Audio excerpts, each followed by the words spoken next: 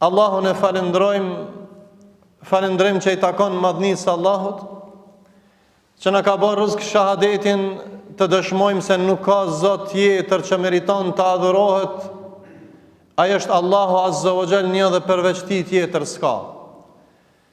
Allahu na ka bërë rrezik me qenë ummeti më i lavdruar, me qu salavat dhe me besuar të vetmin vullën e pejgamberisë Muhammedin sallallahu alaihi wasallam, ërnekin e njerëzimit. I qojmë salavat e pejgamberit sallallahu alaihi wasallam, shokëve tij dhe gjithë atyre që ndjekin rrugën e Islamit deri në ditën e Kiametit.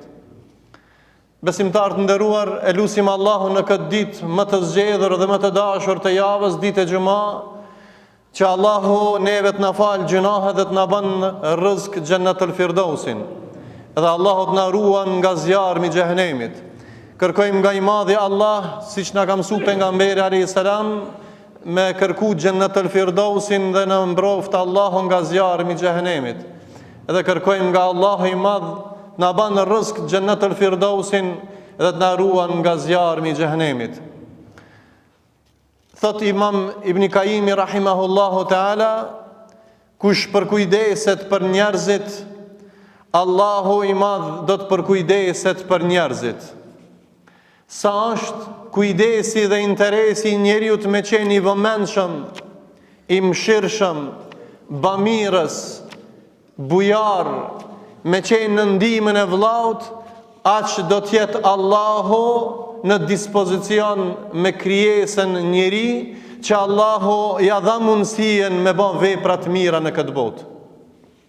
Njerëzit më shumë t'i kanë nevojë për mëshirë, njerëzit kanë nevojë për bamirësi, njerëzit kanë nevojë për bujari, njerëzit kanë nevojë për mi sjell njëri tjetrit dobi, njerëzit kanë nevojë për mi mbuluar metat dhe dëmet që i kanë, dhe njerëzit kanë nevojë për mirësi të përgjithshme.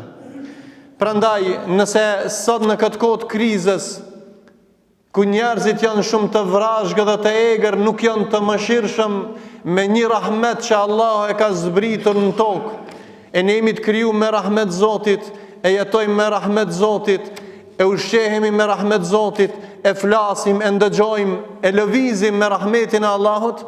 Nëse dojna që të jemi në rahmetin e Tij dhe Allahu ta shton rahmetin mbi ne, atëherë duhet me qenë ne rahmetxhi ndaj të tjerëve, jo të egër dhe të vrazhgët. Kështu na ka mësuar dhe pejgamberi sallallahu alaihi wasallam, men la yerham la yurham, kush nuk mëshiron, Allahu nuk e mëshiron atë. Edhe prandaj në këtë lidhje me këtë hadith pejgamberit sallallahu alaihi wasallam, Ibn Qayyim rahimahullahu taala ka thonë, kush i mëshiron njerëzit, Allahu do t'i mëshiron ata. Dhe sa të mëshirshëm janë njerëzit rahmetxhi ndaj të tjerëve, Allahu do të jetë më i mëshirshëm ndaj njerëzve. Prandaj porosia e kësaj hutbes është ta shtojmë mëshirën, se ne jemi ummetit mëshirshmit Muhammedit sallallahu alaihi wasallam, wa ma arsalnaka illa rahmatan lil alamin. Ti o Muhammed dërguam rahmet për mbar njerëzimin, i mëshirshëm me kafsh, i mëshirshëm me musliman, i mëshirshëm me kojshi, i mëshirshëm me të varfër, i mëshirshëm me të pastër dhe me gjithë kalibrat e njerëzve. Prandaj muslimani nevojitet ai i cili është i mëshirshëm dhe dozën e lartë mëshirës ndaj të tjerëve, Allahu do t'ja shton dozën dhe do të jetë më i mëshirshëm ndaj tij. Allahu na bëft të mëshirshëm ya rabbel alamin.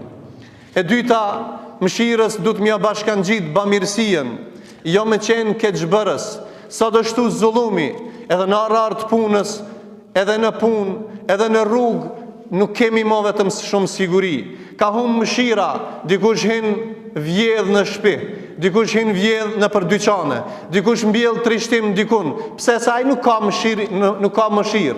Ai ka harru mëshirën e Zotit, ai ka harru xhenetin, ai ka harru xhehenemin. Ai mendon një moment me trishtu dikan, me plaçkit dikan, mi bazillun dikujna, se në shpirtin e tij nuk ka mëshirë.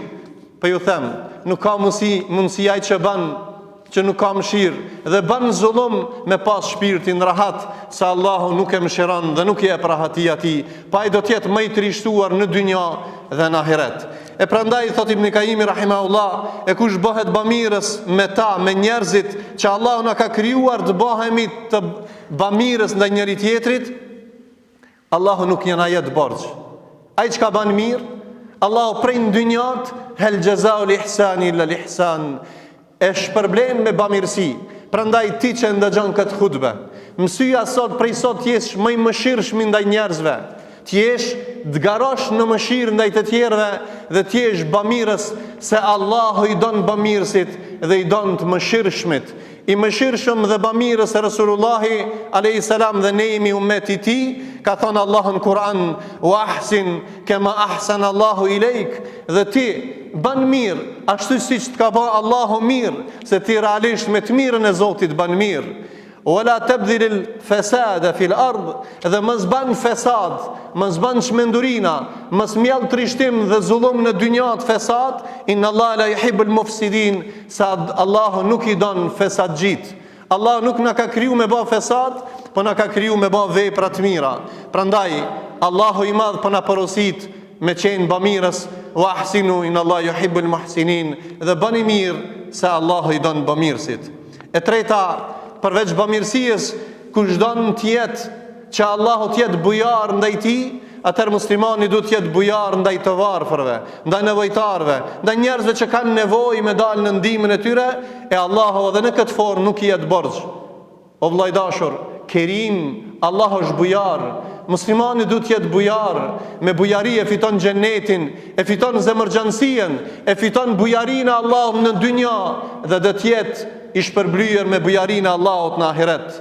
E katërta, Ibn Kaimi ka thonë, kush përkujdeset për njerëzit me sjelljen e mirë dhe i sjell njerëzve dobi, nuk i ban sherr, Allahu i sjell dobi atyne. Innal hasanat yudhibna sayyiat, thot Allahu në Kur'an, me të vërtet me vepra të mira që ti sjell dobi të tjerëve, Allahu çka ban me ty? Ti fal gjunahet. Prandaj ti që i sjell dobi, gëzim dhe bamirësi dhe je mëshirshëm, Allahu azza wa jall ti fal gjunahet edhe ti sjell sevapët në këtë dynja dhe çpërblen në ahiret. Pastaj ne jemi njerëz dhe kemi tmeta, kemi gjunahe, Allah i na falt, e vim namaz me fal për më na fal Allah i gjunahet, vim xhuma për më na fal Allah i gjunahet, e agjerojmë Ramazanin për më na fal Allah i gjunahet, e pastaj kush jam lën vllaut një tmet, Allah jam lën atina. Prandaj mundohemi më lut metat, me këshillu vllaun tan dhe mbloja mos ja zbulot metat, se ti që i zbulon të metat e huja, ti kemi zbulu të metat e tua. E kush e ndërpret mirësinë ndaj tyre, ndaj familjarëve, ndaj shoqërisë, ndaj akraballëkit, Allahu e ndërpret raportin me te dhe nuk i don ata. Kush do që sillet me njeriu në formën që sillet, Allahu ka mos sill me te. Rregulli është i fundit. Sillu me njerëzit, qysh sillesh me njerëzit, Allahu në këto pika do të sillet me ty.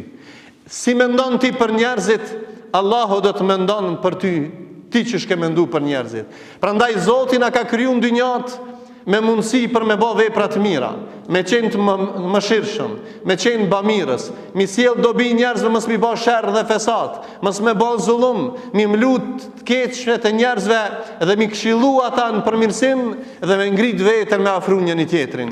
Islami është fe e lidhjes së zemrave të njerëzve në akide, në besim, në moral, në vlera njerëzore, me pas termin njeriu njeri. Ti që vret, ti që vjell, ti që bësh shkak për trishtimin e tjerëve, do të trishtohesh në dynjë dhe në ahiret.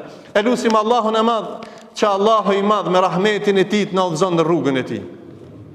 Allahu të na ban rahmet gjin ndaj njëri tjetrit, ja Rabbel Alamin.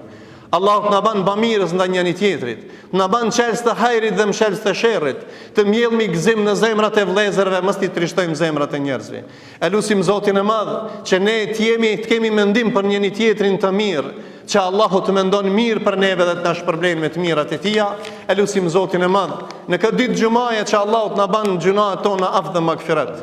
Allahu të na ndryshon gjendjen tonë prej kësaj gjendje në një gjendje më të mirë. E lutim Zotin e madh, Allahu të na furnizon me dituri të dobishme, me zemër të shnosh, me mendje të shnosh, me raport të shnosh, edhe Allahu të na ban nasip shefatin e pejgamberit, ja Rabbel Alamin. Elusim Allahun e madh na mëshiron, na ban nasib jannatul firdausin. Aqulu qawli hadha wastaghfirullaha li wa lakum wa lisa'il muslimin fastaghfiruhu innahu huwal ghafurur rahim.